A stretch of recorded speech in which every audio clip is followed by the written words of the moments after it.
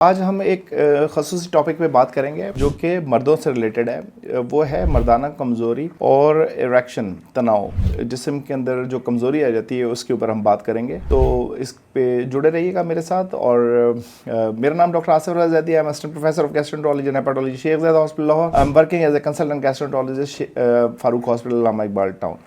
तो हमारे पास बहुत सारे मरीज़ आते हैं, खुसूसी तौर पे जो सिरोसिस के पेशेंट्स होते हैं वो अक्सर इस बात की कंप्लेन कर रहे होते हैं क्योंकि वो बीटा ब्लॉकर्स के ऊपर होते हैं और वो अक्सर इस बात की कंप्लेन कर रहे होते हैं कि डॉक्टर साहब हमारा जो है ताल्लुक है, जो जिनसी ताल्लुक है हमारा, वो कायम नहीं हो पा रहा, हमारे जो हमें मर्दाना कमज़ोरी हो गई है और साथ में जो इरेक्शन है वो नहीं हो पा रही होती।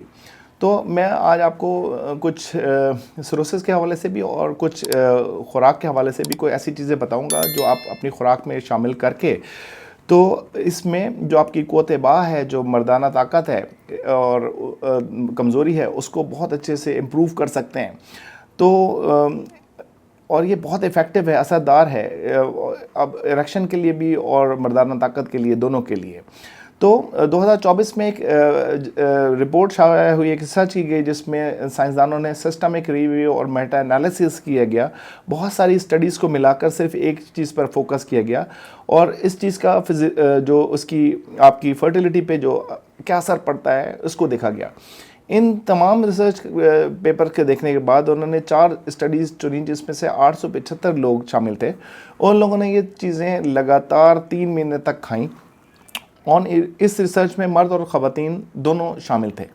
इनकी उम्र 18 साल से ज़्यादा थी, यानी ये अपनी रिप्रोडक्टिव एज जो उसके अंदर जिसमें बच्चे पैदा किया जा सकता है उसमें ये थे। तो इसमें जब ये लोग इन लोगों ने ये स्टडीज़ की गई तो 49% में जो इनमें से जो मर्दों पे की गई ये रैंडमाइज कंट्रोल ट्रायल थे, यानी साइंसी तौर पर तजुर्बात, साबितशुदा तजुर्बात थे। एक ग्रुप को रोज़ाना 2 सर्विंग्स दी गई और दूसरे ग्रुप्स को कुछ नहीं दिया गया। अब जिन मर्दों को पहली चीज़ जो रोज़ खिलाई गई उनमें स्पर्म की क्वालिटी बेहतरीन देखी गई। स्पर्म मोटिलिटी में हरकत में बहुत ज़्यादा फ़र्क देखा गया। स्पर्म जो है वो एक्टिव हो गया, इसमें 51% तक बेहतरी आई और इसकी शेप और इसकी फॉर्म में 54% की बेहतरी आई।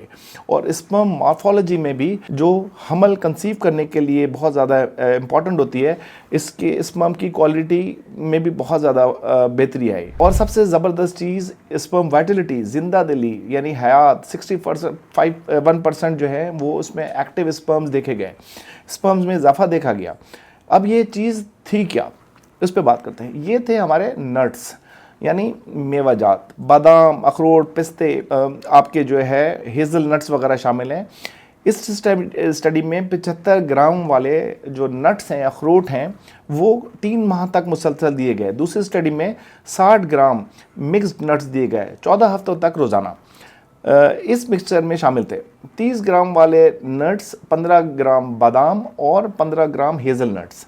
अब ये नट्स भला स्पर्म्स को बेहतर कैसे बना सकते हैं, इसको देखने के लिए ऐसी कौन सी खूबियाँ हैं जो आपको बताएंगे। इसमें हेल्दी फैटी एसिड्स होते हैं, ओमेगा 3 फैटी एसिड्स होते हैं और मोनोसैचुरेटेड फैटी एसिड्स होते हैं जो कि आपके स्पर्म के लिए बहुत ज़्यादा ज़रूरी हैं। और रिसर्च के मुताबिक ये फैटी एसिड्स अगर डाइट में हों तो स्पर्म क्वालिटी और फंक्शन में काफ़ी ज़्यादा बेहतरी आ जाती है। और इन नट्स में एंटीऑक्सीडेंट्स भी होते हैं जो बहुत ज़्यादा इंपॉर्टेंट होते हैं, जो कि आपके एनवायरनमेंट को बेहतर करते हैं, जिसमें स्पर्म्स बन रहे होते हैं। विटामिन्स और मिनरल्स भी होते हैं जो कि आपकी ग्लाइसेमिक इंडेक्स के लिए भी काफ़ी लो होते हैं, यानी अगर आपकी शुगर को भी बहुत ज़्यादा ऊपर नहीं ले जाते। और ये भी ज़रूरी है क्योंकि हाई ब्लड शुगर लेवल्स और शुगर के जो मरीज़ हैं और इंसुलिन रेजिस्टेंस के, ये दोनों ही इनके अंदर ये फर्टिलिटी को ख़राब कर देती हैं चीज़ें।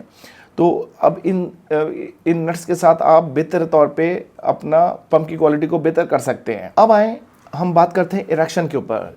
जिस तरह नट्स जो है स्पर्म क्वालिटी को बढ़ाते हैं, इसी तरीके से आपकी खून की नालियों को भी इम्प्रूव करने के लिए एंडोथेलियल सेल्स की ज़रूरत होती है, मजबूत बनाते हैं। यानी एंटीऑक्सीडेंट्स आपके ब्लड वेसल्स की बैरूनी और अंदरूनी जो एंडोथेलियल सेल्स लाइनिंग्स होती है, नालियों की अंदरूनी दीवारें जो होती हैं, इसको इस तरह समझ लें, उसको एंटीऑक्सीडेंट्स बेहतर करते हैं।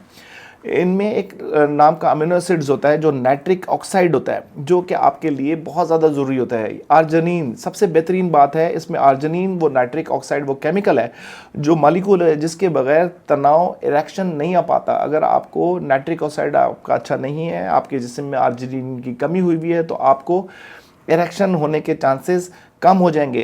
यानी जब तक एक्टिव नहीं होगा आर्जिनिन और नाइट्रिक ऑक्साइड, तब तक आपकी इरेक्शन ही नहीं बरकरार रह पाएगी और उज़वी जो तनासिल है उसमें ज़्यादा ब्लड फ्लो नहीं आ पाएगा, जिसकी वजह से आपको कमज़ोरी फील होना शुरू हो जाएगी। अब बात करते हैं कि इरेक्शन के लिए बेहतरीन चीज़ क्या है। इरेक्शन के लिए बेहतरीन चीज़ है जो एंटीऑक्सीडेंट से भरे होते हैं, वो हैं पिस्ते। पिस्ते एंटीऑक्सीडेंट से भरे होते हैं। एक छोटी सी स्टडी की गई थी जिसमें 17 मर्द शामिल थे, उन्हें रिजल्ट हैरानकुन थे।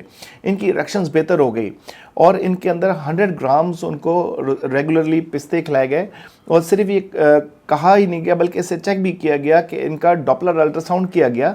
जब ये डॉपलर अल्ट्रासाउंड करके इनमें देखा गया तो इनके ब्लड फ्लोज के अंदर, इनकी इरेक्शंस के अंदर काफ़ी हद तक जो है वो बढ़ोतरी आ गई थी और वो बेहतर हो गए थे।